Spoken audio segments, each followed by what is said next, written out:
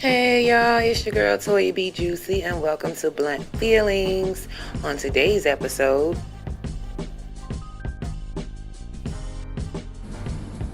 hi you guys and welcome to Blunt Feelings.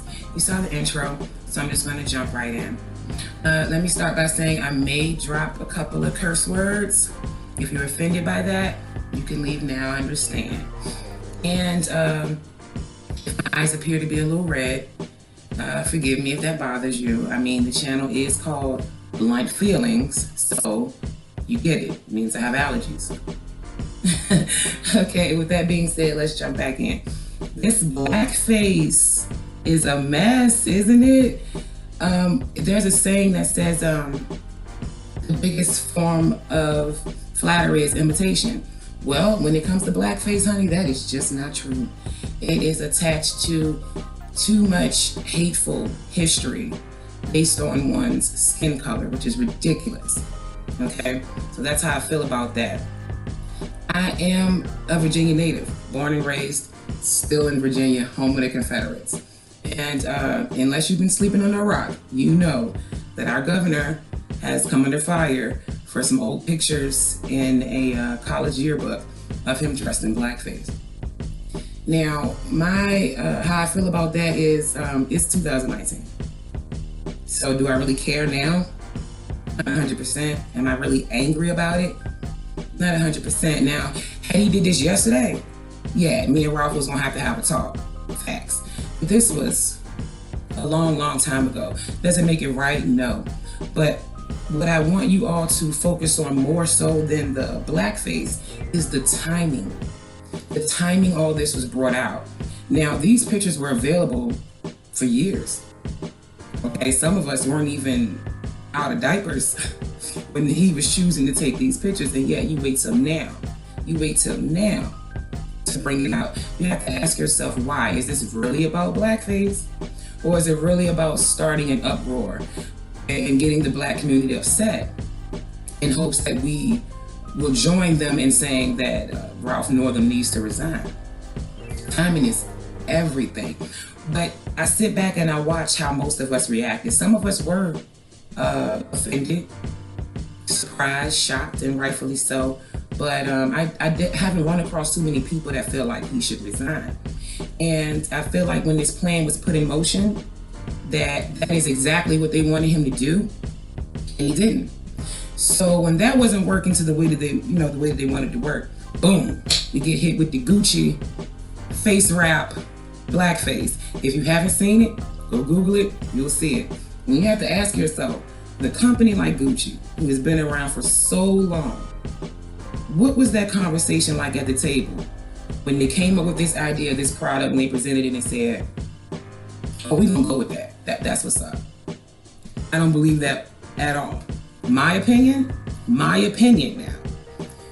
When the uproar wasn't enough, when they showed the pictures of Ralph Northam every day on every news cycle, I don't care what time news you watch, it was on there. Mind you, they kept saying it was racial and insensitive and all the other negative words, yet it was the top of the story of every news broadcast here in Virginia. The picture was shown several times here in Virginia, yet we're offended. Okay, I'm getting off on a tangent. Back to Gucci. I feel like when the powers that be saw that the uproar wasn't big enough with just Northam's pictures alone, I think they felt like they had to come up with a plan like, well, hey, we need to remind them why they should be upset. So let's see if we can bring this product out and get the uproar we thought we would get with Northam. And so they bring the product out. And yes, there's an uproar. People are upset about it. How dare you? How dare you? And rightfully so. If you don't see the resemblance, I guess that's cool. But me personally, I saw the resemblance as soon as I saw the product. But my mind went to, again, timing. In light of all this blackface issue, and like I said, it's been all over the news, national news, just all day long. Why would Gucci at that time bring out an article of clothing that looked like blackface? Timing. Timing is everything. But I do want to give a shout out to my melanated people who have not overreacted, because I feel like that was the strategy, to get us riled up, to get us to overreact, to get us to be so upset that we're out here in the streets calling for this man's resignation. I'm glad we didn't do that. You have to remember that Virginia is the home of the Confederates. We have Confederate statues lining our streets. We have Confederate statues in our parks. And you know what that means. You know what they stood for. We have Virginians who proudly display the Confederate flags on their property. And you know what that means. You know what that stood for. So you really want me to believe that Virginians, of all people, are upset about past pictures of Ralph Northam? No. Timing is everything. And then you all have to remember, the Democrats actually took over the House in this last election, which is a great thing if that's who you're rooting for. But the other side plays dirty. And they want those seats. They want them up out of those seats, and they're willing to do anything it takes to get them up out of those seats. Timing is everything. So is this really about being racially insensitive? No, not in my opinion, no. They just want Ralph Northam up out of that seat. And I feel like if they win with this one, if they get to accomplish what they wanted to accomplish, to get him to resign, step down and replace, they're going after every other Democrat, any other dirt they can find, and they're going to try to get him up out there. And if it means playing the race card, they're going to do it. It's not beneath them. Look at the environment we're in now with this blackface crap. It's not beneath them. Take your feelings out of this situation for a little bit when it comes to blackface, and just look at the bigger picture and ask yourself, what is their end goal? Okay? One more thing I wanted to speak on was, how is it that we as Black people get caught up in a conversation or an argument about who's Black enough? Gasp. That just threw me for a loop.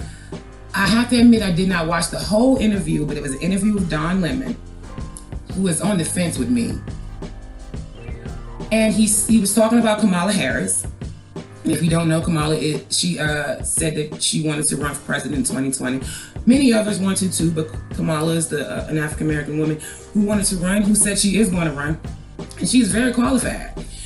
The only argument that upset me as far as Don Lemon and a whole lot of others are concerned is they're pushing the narrative of race. And they actually have the nerve to, in so many words, say she's not Black enough, or she's not African American, or I mean, it's the stupidest thing I ever heard. But before I let my feelings get all caught up into the conversation, I had to step back. And again, timing.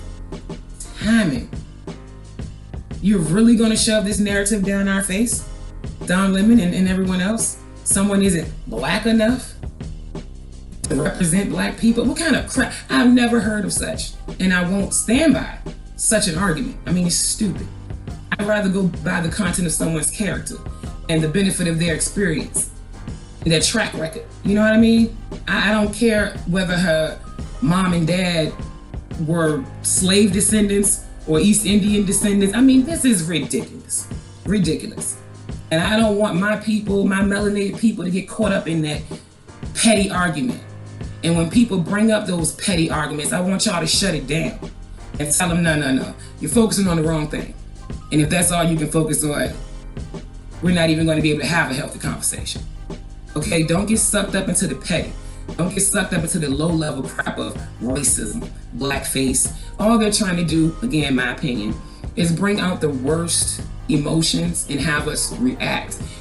My opinion, again, I feel like this is the trigger thing. You know, they're trying to trigger old wounds and, you know, just to have us react. And again, I'm so glad that we haven't. Keep your eyes open, keep your ears open, keep your heart open.